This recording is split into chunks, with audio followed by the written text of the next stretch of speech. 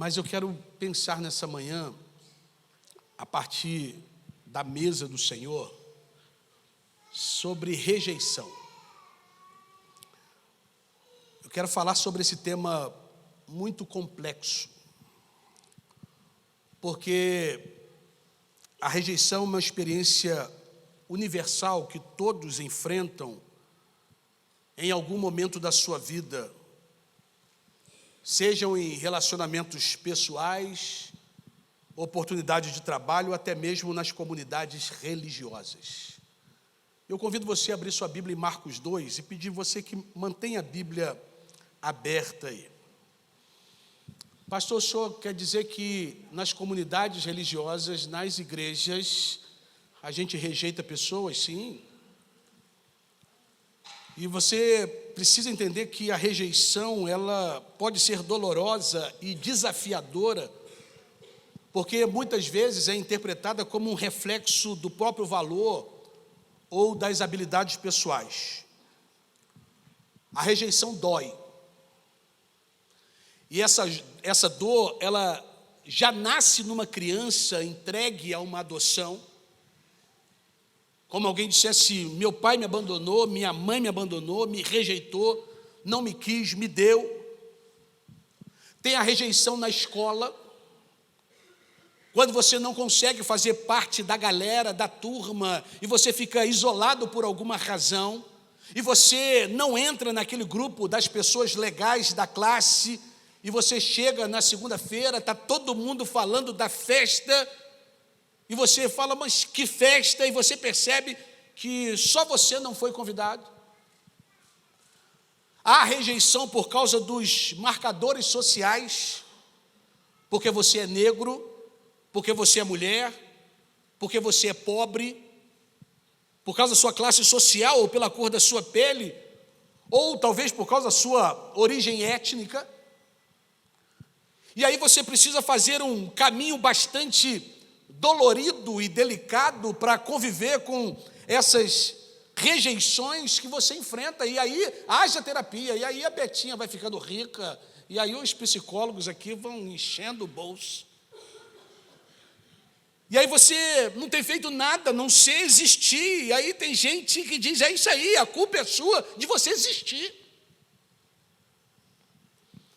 E quando você cresce, por exemplo, numa casa em que você não é o filho predileto, não adianta a mãe falar para você que ama você igualmente a todos, do jeito que ama o seu irmão, a sua irmã. O seu pai também fala, mas você sabe que no fundo não é isso. E não interessa o que eles façam ou deixem de fazer, lá no fundo da sua alma você acredita que você não é tão amado o quanto você deveria ser e nunca chegará a ser tão amado ou amada quanto os outros. E essas coisas doem. Às vezes é uma dor consciente, mas algumas vezes, por tanto que dói, a gente desenvolve uma capacidade que os estudiosos da saúde mental, da saúde emocional, vão entender melhor, porque a gente desenvolve uma capacidade de auto-engano e a gente finge que não está acontecendo, ou a gente tenta se convencer de que não está acontecendo e a gente nega, mas está tudo lá dentro da gente. Uma hora isso tem um gatilho e dá ruim.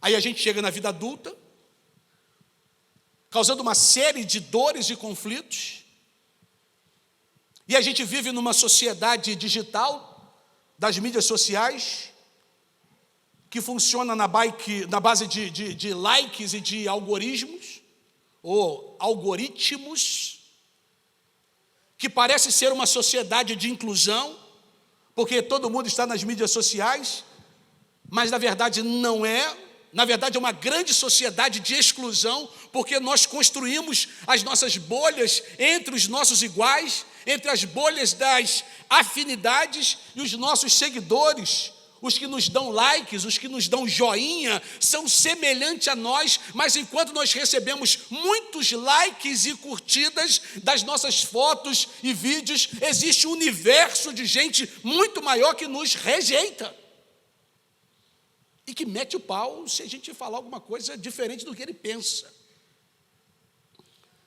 Então é uma sociedade de exclusão. E eu não sei se você já foi excluído de algum lugar, expulso. Eu já fui excluído de igreja. Na adolescência, a igreja me excluiu. Porque eu me rebelei, adolescente.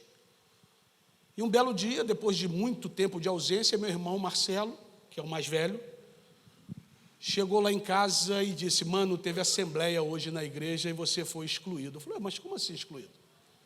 Ninguém veio me visitar, ninguém me procurou, ninguém falou nada. Mano, excluíram. Isso nós estamos falando de 40 anos atrás. E o sentimento de rejeição dói. Quando alguém diz para você: olha, nós temos uma forma e você não cabe dentro dessa nossa forma, e você sabe que a nossa forma é a correta, e essa é a forma que você deveria ter, mas você não consegue ter, ou você escolheu não ter esta forma, ou você transgride essa forma, e nós temos uma norma, e você não está dentro dessa norma, então você será banido. Você não faz parte mais de nós, você não é mais um dos nossos, a menos que você se arrependa, a menos que você se retrate, a menos que você compreenda que nós estamos certos e você está errado. E isso acontece nas instituições religiosas, mas isso também acontece nas famílias. Você não pode vir aqui a menos que você entenda que a nossa família é assim. Você é a pessoa que causa problema, então você tem que ficar de fora. Você é a ovelha negra da família. Nós já ouvimos esse termo em algum momento? Você não está da nossa forma, não entende a nossa norma, então para estar na nossa mesa, você precisa se retratar, você precisa se transformar na forma desta. E haja terapia, haja análise, haja remédio, haja consulta psiquiátrica, haja vigília de oração, haja monte, haja corrente, haja trem de trem. E a gente vai tentando resolver essas questões, e a gente vai buscando dentro da gente uma energia que é cansativa, e você fica esgotado de tentar fazer parte do grupo. Primeiro você tenta se conformar. Você tenta ser aquela pessoa que a galera te aceite. Porque você, no fundo, quer que te aceitem.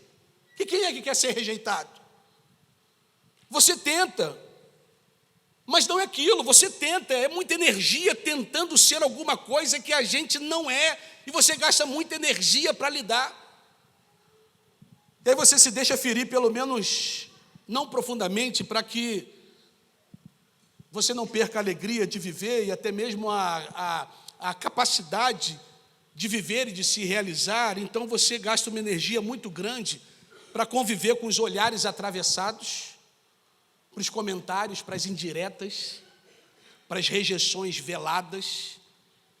E aí você vai tentando lidar com aquilo e gasta uma energia, e quando você percebe que um olhar, um comentário, uma fala que te fere profundamente, e aí você não aguenta. E aí muitas vezes você se auto-exclui. E quanto mais perto as expressões de rejeição, mais profundas são, porque a pedrada de quanto mais perto, mais dói. Quando a rejeição vem de alguém que você menos imagina, quando a rejeição vem do ambiente da família, especialmente da família nuclear, do irmão, da irmã, do pai, da mãe, daquela pessoa que você confiava, dói ainda mais. E fora quando a rejeição acontece dentro da nossa comunidade religiosa. Você não é um dos nossos.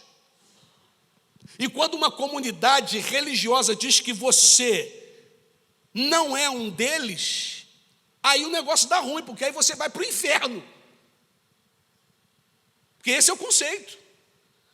Porque não é um clube, é religião. Porque a religião fala em nome de Deus. E se você está errado, e que nós que estamos certos, então você está contra nós. Esse é o conceito. E na verdade não é contra nós, comunidade. Então você está contra o próprio Deus. Olha o conceito. Porque inclusive eu digo que você está fora da norma, e aí eu uso até a Bíblia, eu mostro versículo, aí você fala, pô, agora está ruim, agora eu fui rejeitado por eles, fui rejeitado pela família, rejeitado pela Bíblia, rejeitado por Deus, na verdade só o diabo me quer. E isso dói, irmãos. Isso machuca. E aí que chegamos em Marcos 2. É aqui que nós encontramos Jesus sentado à mesa com os rejeitados. E isso é a grande beleza do Evangelho. Jesus está na mesa com os rejeitados. Olha aí para o versículo 15.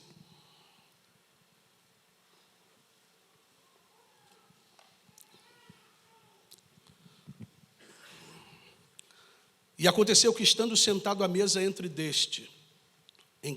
sentado à mesa em casa deste, também estavam sentados à mesa com Jesus, os seus discípulos, e muitos publicanos e pecadores, porque eram muitos e o tinham seguido. Para aí, mas mantenha a Bíblia aberta.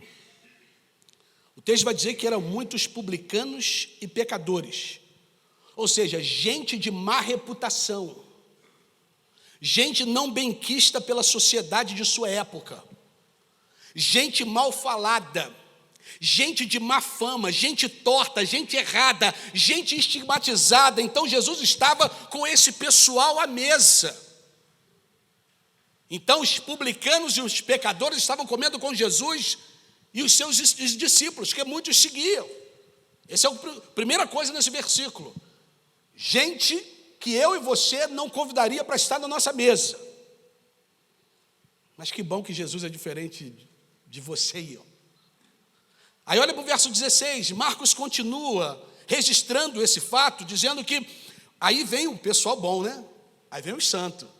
Aí os escribas e fariseus, gente boa, vendo-o comer com os publicanos e pecadores, disseram aos seus discípulos, por que come e bebe com os publicanos e pecadores? Para aí, nesse ponto de interrogação da pergunta dos santos. Porque teve gente aqui na igreja que deixou de participar da ceia, porque disse que não concorda mais com a minha ceia de ministrar livre, ou melhor, ultra livre. Pastor, igreja, eu não concordo, não vou, e deixou de vir em culto da ceia. Gente boa, gente muito santa, que não se sente, né, não dá para compartilhar o pão com um pecador igual o pastor. Quando os mestres da lei, que eram fariseus, estudiosos da lei, o farisaísmo era um grupo religioso judaico dos dias de Jesus, mais conservador, mais ocupado em obedecer estritamente à lei.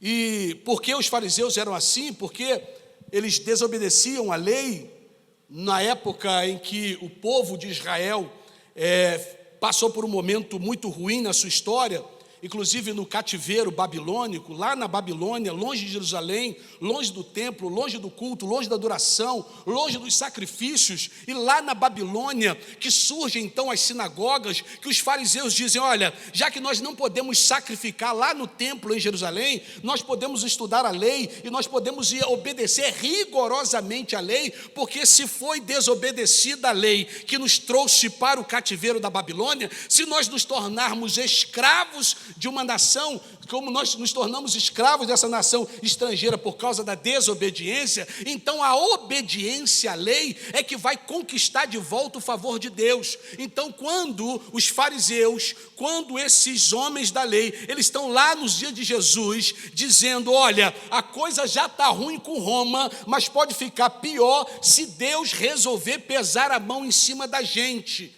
Mais ainda, então, vamos obedecer à lei. Eles acham que é a lei que vai fazer Deus trazer o favor dele sobre o povo. É por isso que é cheio de legalista da igreja. É por isso que igrejas estão cheias de legalista, porque acha que Deus vai abençoar por causa da lei. Não entendeu nada sobre graça. Nada. Os doutores da lei, os fariseus, que eram rigorosos, olharam para aquela mesa de Jesus com gente rejeitada, com aqueles homens repudiados pela sociedade, e perguntam então para os discípulos de Jesus por que ele come com esse tipo de gente. Esse tipo de gente que não podia participar da mesa. Aí olha para o verso 17. A resposta de Jesus é maravilhosa. Verso 17 diz: e Jesus, tendo ouvido isso, disse: os são, ou seja, gente boa, não necessita de médico, mas sim os que estão doentes. Eu não vim para chamar os justos, mas sim os pecadores ao arrependimento. E aqui, irmãos, para aí, entenda uma coisa, que quando Jesus diz, eu não vim aqui para chamar os justos, contém ironia. Quando ele fala assim, eu vim para os sãos, contém ironia, porque diz a Bíblia que Deus olhou para a terra e não viu um justo sequer. O que me difere de você é que o meu pecado é diferente do seu. Então ele falou, não é para você não, vocês são gente boa demais. Vocês são muito gente boa, não é para vocês são justos demais. Vocês são santos demais, não é para vocês não. Eu não vim, não foi para vocês não, vocês são bons demais. Vocês não precisavam nem estar aqui, podia estar em Guarapari. Está fazendo o que aqui? Eu vim para os pecadores. É para gente que reconhece que é doente. É para gente que diz, Senhor, se não fosse o Senhor, eu estava lascado. Porque são as tuas misericórdias que impedem de eu ser consumido. Porque se não fosse a tua misericórdia, eu era consumido. Foi a ação redentora, foi o sacrifício vicário, foi o sangue de Jesus que me trouxe a estar aqui, porque por mim mesmo eu estava na cruz, aquela cruz é minha.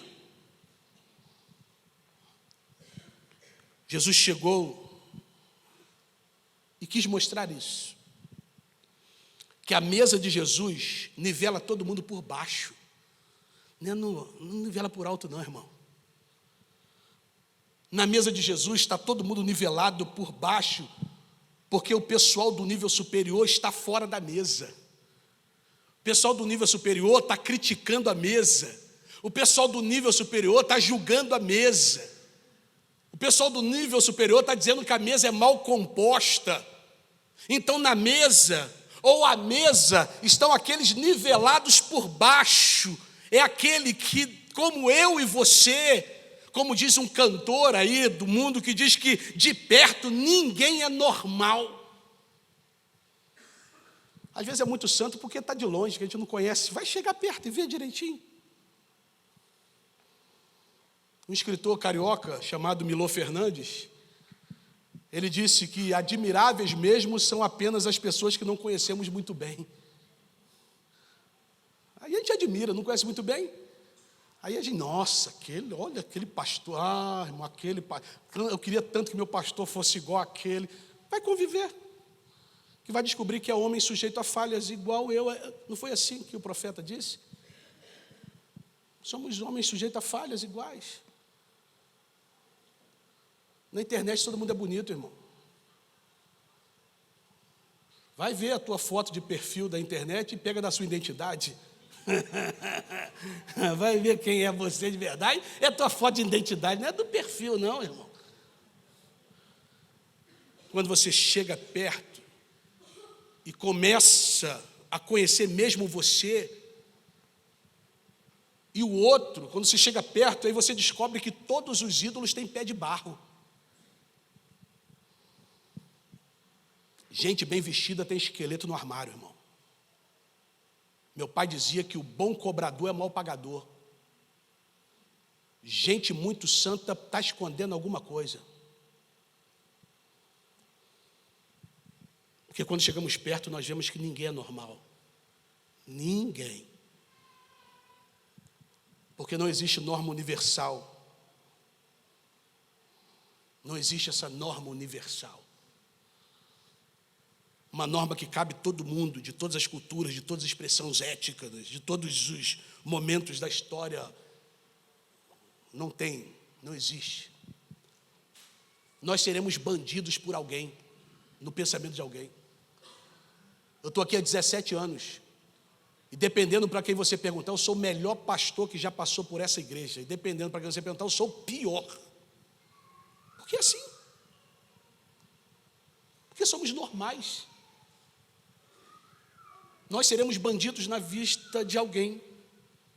É por isso que na mesa de Jesus todo mundo é nivelado por baixo, porque se Deus é o padrão, se Deus é a origem de todas as formas, ninguém passa nesse padrão, irmãos. A lei foi dada no Antigo Testamento não para ser cumprida, mas para mostrar a nossa incapacidade de cumprir essa lei. 10 mandamentos, como quem consegue? Não consegue, então vamos transferir. Jesus vai e transforma, não transforma, mas ele sintetiza essas 10 em 2. Amar a Deus acima de todas as coisas e amar ao próximo como a si mesmo. 2 só, está ruim de cumprir, não dá. Mas o Senhor sabia disso, que se depender da gente dá ruim, irmãos. Então nesse padrão de Deus, nessa norma de Deus, nessa forma de Deus, ninguém passa. Ninguém. Então a mesa de Jesus, ou tem gente como você e eu, ou então tem gente hipócrita, fariseu que não suporta a mesa de Jesus com os pecadores. É simples assim. Só existe 2 tipos de gente na mesa de Jesus. Quem vai sentar na mesa e vai dizer: Senhor, eu estou aqui, mas eu não poderia estar, porque eu sou pecador. Estou todo errado. Estou cheio de pecado. Essa semana mesmo foi ruim, Senhor. Como eu entristeci teu Espírito Santo. Mas eu estou entendendo que o Senhor me chamou aqui, porque através do teu sacrifício eu quero mudar minha história de vida, Senhor. Eu quero mudar a minha vida. Ou então você é aquele tipo de gente que está sentado na mesa comigo, mas dizendo: ah, pegou a ceia, olha lá, pegou a ceia, ó. E o diácono ainda deu a ceia para ele. Ah, não. Vou ligar lá para a convenção e perguntar se está certo o pastor fazer essa ceia assim. Aí você que vai definir que tipo de gente é você na mesa. Porque Jesus nivela todo mundo por baixo. E quem não está nivelado por baixo e acha que o padrão é muito baixo, nivelou-se por cima, e aí faz como alguns, não vem mais na ceia. Porque é muito bom para estar sentado na mesa com gente igual a gente aqui. Vai esperar ser arrebatado, porque aí vai estar na mesa lá só com os celestiais. Sei não, hein? Nem sei. Essa mesa de Jesus é um ambiente de discernimento, irmãos. Porque quando eu chego nessa mesa nivelado por baixo, quando eu chego nesse lugar onde essa refeição está acontecendo, porque a gente começa a discernir 3 coisas. Eu estou partindo para o final para você entender isso. Porque a mesa não é uma mesa de vulgarização para vir como está e permaneça como está. Não, a igreja aceita todos, mas não aceita tudo. Não é isso que eu estou falando. Eu estou falando que na mesa do Senhor, de Jesus, não na mesa da primeira igreja batista, não na mesa do pastor Márcio, não na mesa sua. Eu estou dizendo na mesa de Jesus, 3 coisas são importantes a gente pensar. Ou nós somos diferentes porque somos pecadores e transgressores. Você está fazendo a coisa errada. Você sabe que está errado, que está nivelado por baixo. Você sabe que está em pecado. Você sabe que não está fazendo o que deveria estar fazendo. Você sabe que você deveria mudar de vida, porque você está na categoria de pecador. Então você sabe desse pecado, que você precisa lutar contra isso, que você precisa mudar a sua vida, que você precisa lutar contra esse pecado. Isso, você está nessa categoria de pecador, e você é convidado a participar dessa mesa, mesmo consciente que você é pecador, mas você precisa lutar contra isso, dizer: Senhor, eu não quero isso, eu não aceito isso, me ajuda, Senhor Deus, a apagar isso, a arrancar isso da minha vida. Porque Jesus disse que veio para dois tipos de pessoas: os doentes e os pecadores. Então são gente diferente. Pecador é aquele que tem consciência do seu ato, pode mudar, não depende das coisas externas, é dele. Então tem gente aqui que pode, que deve fazer isso, só depende de você. Só depende de você.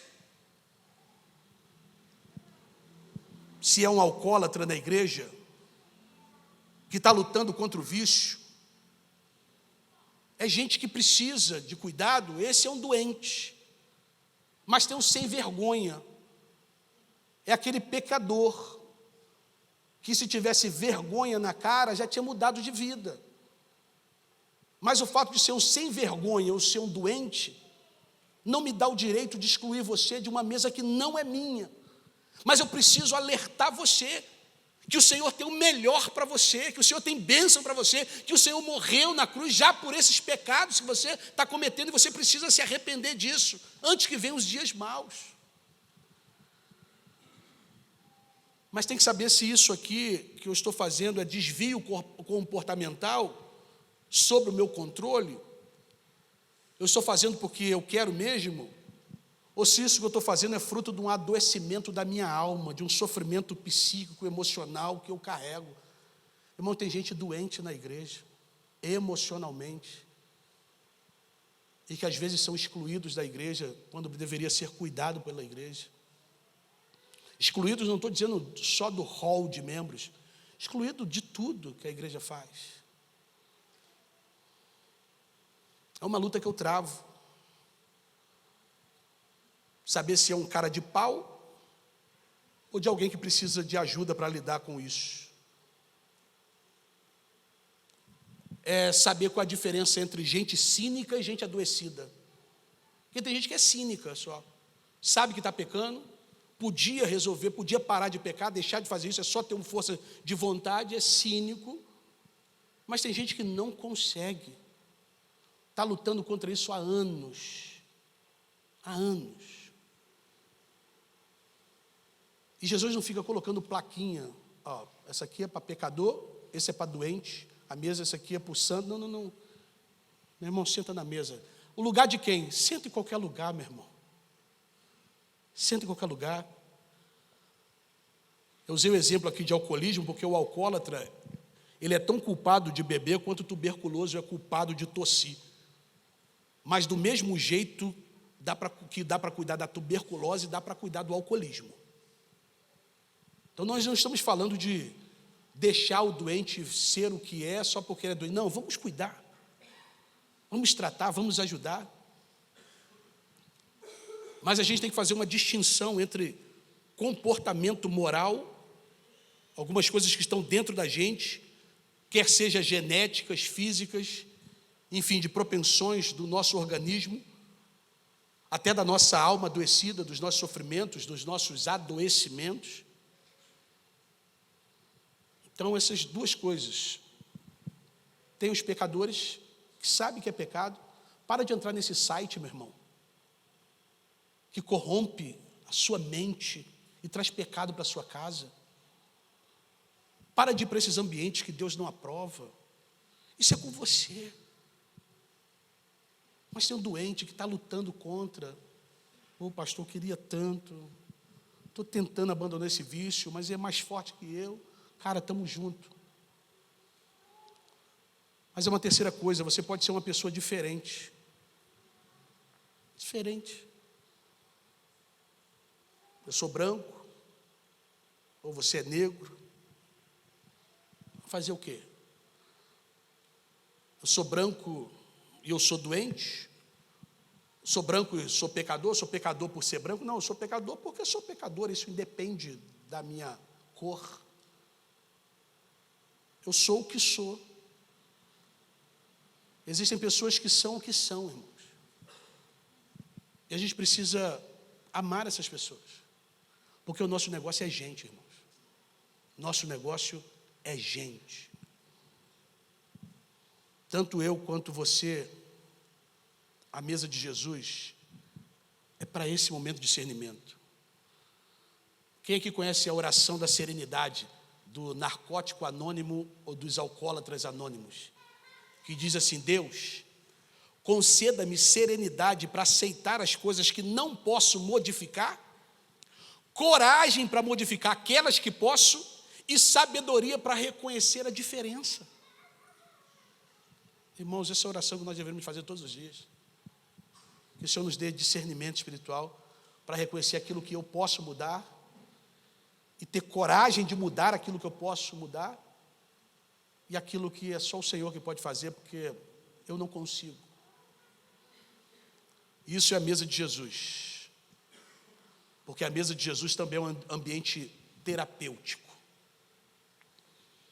A aceitação à mesa já é uma boa parte da terapia. Ser aceito não é ser mais rejeitado, acolhido, amado, reconhecido. Esse é o processo da mesa. Que durante muito tempo nós dissemos que se você comesse indignamente, você poderia morrer ou ficar doente.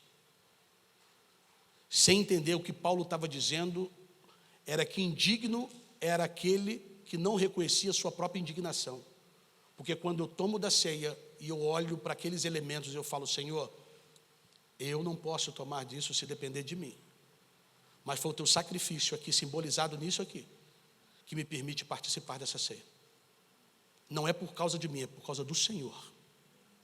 Por causa do Senhor. Esse momento é um momento de reflexão. Por isso que é um memorial em nós batistas. Não é transubstanciação, não é consubstanciação, é um memorial. É trazer à memória que aquela cruz era para mim e para você, que aquelas chibatadas eram para minhas costas e para a sua, que aqueles pregos eram para minhas mãos e para as suas, que aquela coroa de espinho era para minha cabeça e para a sua cabeça. É para isso que alguém morreu pelos nossos pecados. Ou seja, somos pecadores. Alguém pagou a nossa culpa. Alguém pagou, rasgou o nosso edito de culpa, como Paulo falou. Mas foi alguém. Então não é por causa de... Não há mérito em mim, irmãos. Eu continuo sendo indigno de participar dessa ceia, se depender de mim. Mas o sangue de Jesus derramado na cruz me dá a possibilidade de sentar à mesa com Ele e fazer essa reflexão até sobre gratidão. Porque quem peca de maneira consciente, depois desse sacrifício, é um ingrato. É um ingrato. Meu irmão, quando nós chegamos à mesa de Jesus, quem somos? Quais são os nossos pecados? Se tornam secundário. A coisa mais importante, talvez, que eu queira falar para você hoje, é que a mesa de Jesus, o ambiente da mesa se torna secundário, diante de todas as distinções.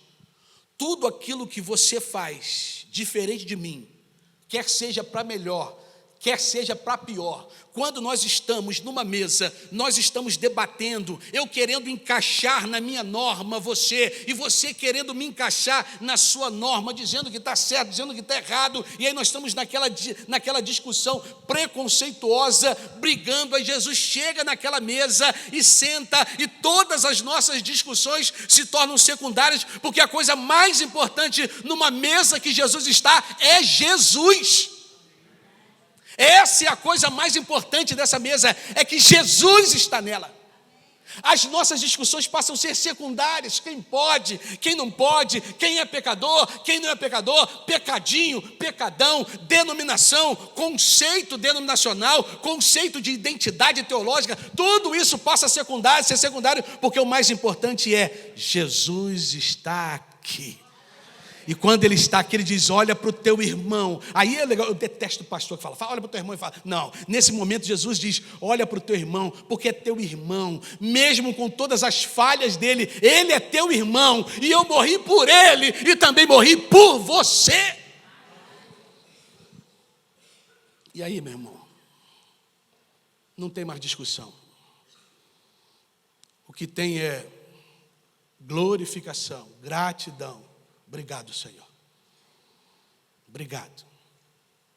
Porque se não fosse o Senhor, se não fosse esta mesa, representada aqui pelo suco de uva, pelo pão, se a gente não trouxesse aqui a memória de que foi o corpo e o sangue derramado ali na cruz do Calvário, nós estávamos perdidos.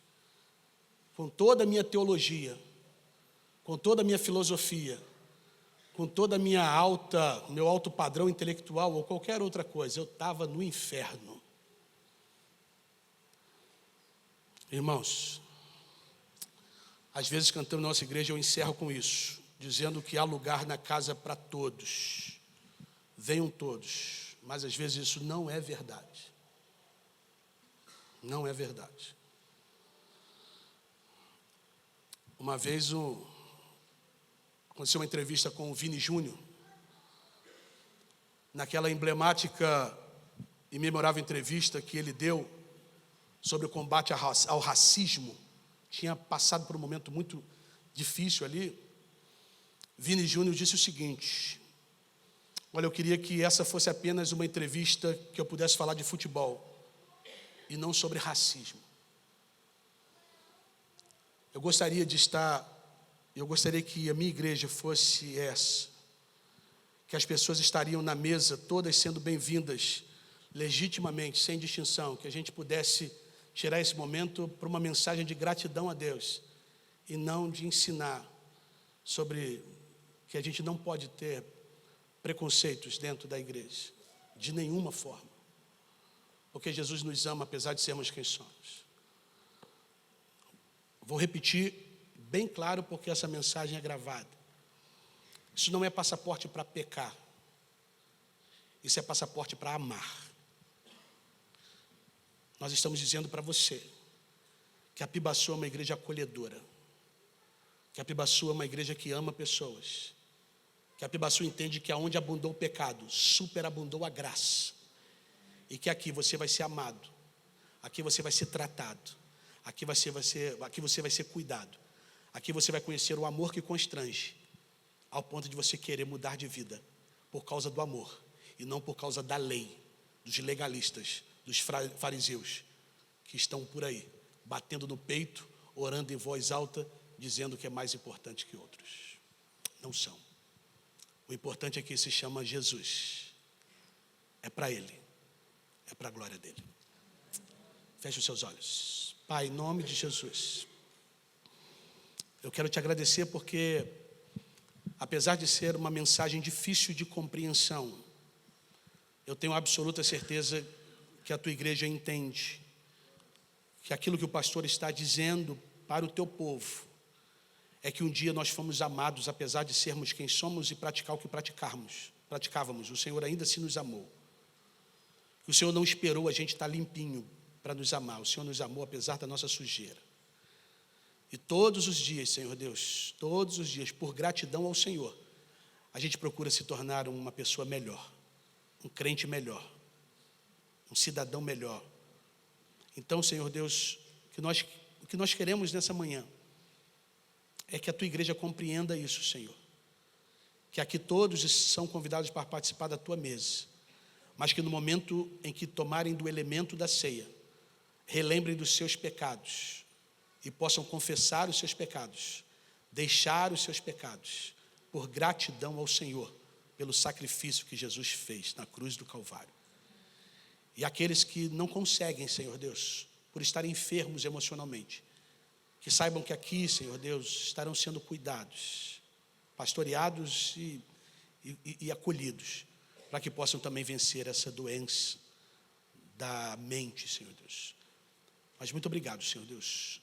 Assim nós oramos gratos no nome de Jesus. Amém.